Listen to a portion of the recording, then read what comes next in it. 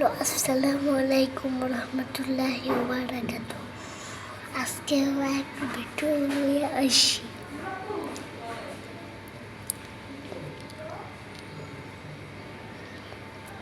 পোলাপান আল্লাহর উলি, আল্লাহর ফেরেশতা।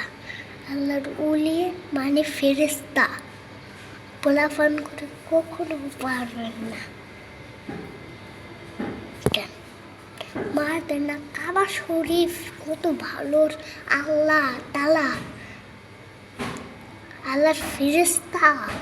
পোলাপান আল্লাহর ফেরেশতা। আপনারা বুঝেন না?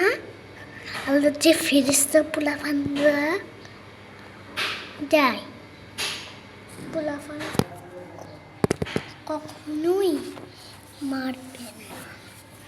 একটা খেয়াল করেন,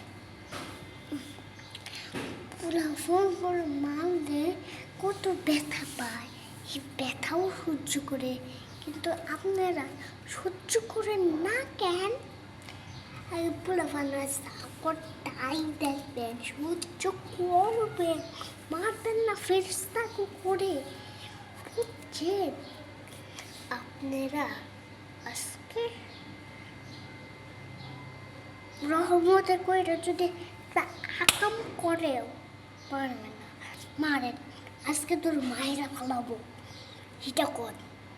এটা কখনোই করবে না।